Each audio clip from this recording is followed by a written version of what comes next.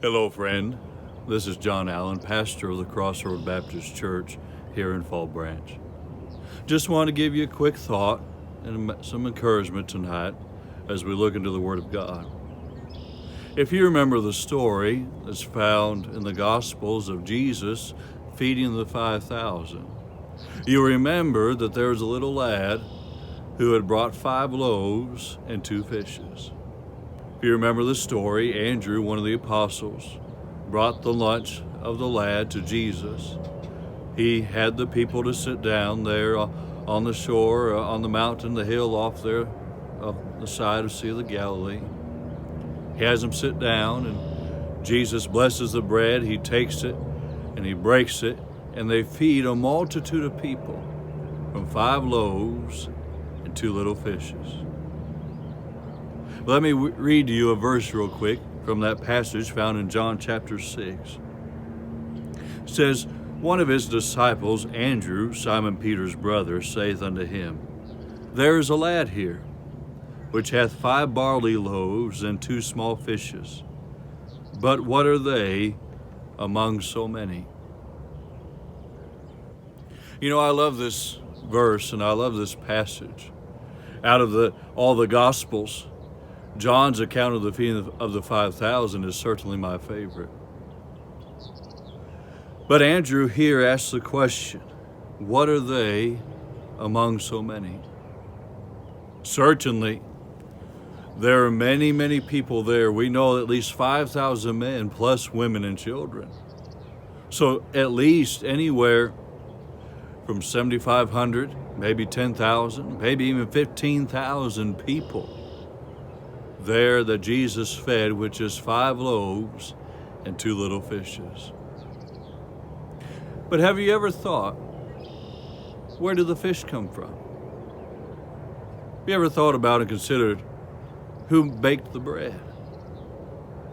You know, someone had to go to the marketplace to buy the fish that the mother, this little lad, had prepared and put in a lunch for him. Someone had to catch the fish so it could be sold in the marketplace so that the mother of this lad could buy it, and so Jesus could take it and break it. The same goes for the bread. Someone had to work the fields. Someone had to sow the seed. Someone had to harvest the field, the barley, the grain, and the wheat. Someone had to thresh it, which at that time was no small task. There are many people in other places around the world today who still would thresh wheat and grain the same way that they would have in Bible times. But someone had to do that. Someone had to take it and make it into flour and grain so they could bake the bread, so the mother could then give it to the lad, and the lad could take it to the seaside that day, and Jesus can take it and break it and feed a multitude of people. Someone had to do it. Someone, probably the father, if not the mother, had to earn the money so as to go to the marketplace and buy the fish and buy the flour for the bread. You see, we look at the story and we give credit to the little boy who had the faith to give up his lunch to a man he didn't know, so that this man who some hated and others loved could take it and do with it as he pleased. Of course, that's Jesus. But what about the mother? What about the fishermen? What about the person in the fields? You see, the beauty of this story is not just to see what Jesus did with what the boy had, but the beauty of the story is we see what Jesus did with what many people had. If it had not been for the fishermen, that boy would have never had a little lunch to give to Jesus.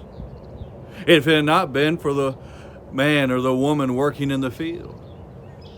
There's no way the lad would have had bread to give to Jesus. Andrew's thought asked the question, what are they among so many? Certainly 5 loaves and 2 fishes is small.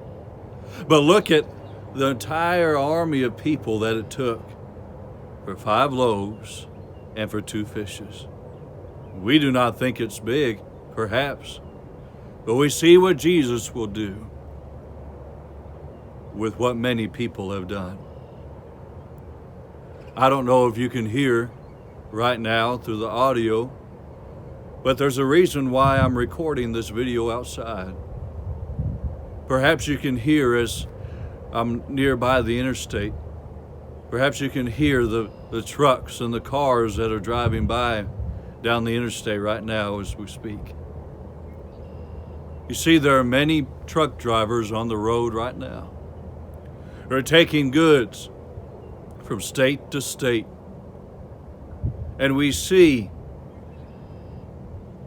as they will travel, they give up their time away from home, away from family or friends, loved ones. But yet here in America, America lives off of what the truck drivers deliver. But not just them. What about the store clerks, the store associates? What about the servers at a restaurant, or the cook? Or what about the person who will stock the shelves as the goods have been delivered to them? You see, we may look at the finished product,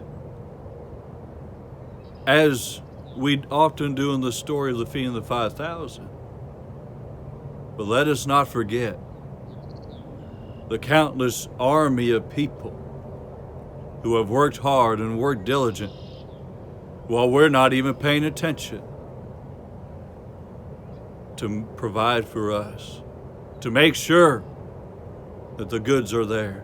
Right now, of course, in this country and obviously around the world, we're facing a national pandemic.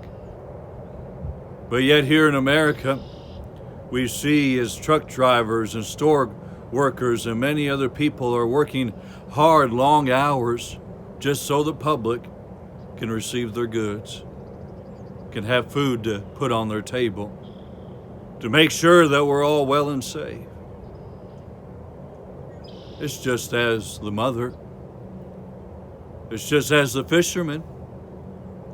It's just as the worker of the field who took the time and the hard work they put into it to make sure that what they were doing was done right. It wasn't just a little boy who was used of God that day to perform the miracle, but the mother, the fisherman, the one who went to the marketplace, the workers of the field, the baker, and many other people, no doubt.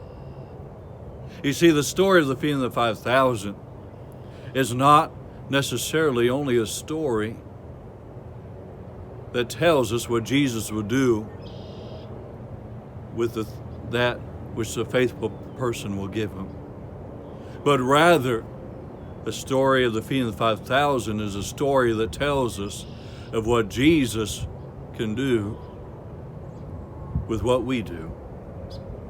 He has you doing what he wants you to do if you're obeying him.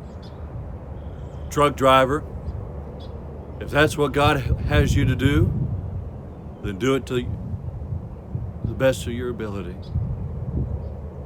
Whatever it is, store clerk, server at a restaurant, there's no small task in God's eyes. Whatever it is, we thank you for it. For without you, dear friend, we could not have what we have today in America.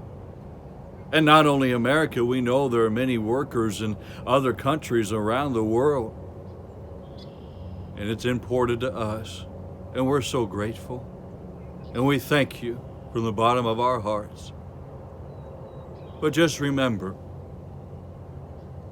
that God can do anything with anything. And God can do anything with anyone. We thank you for your service. We thank you for your diligence. May God bless you.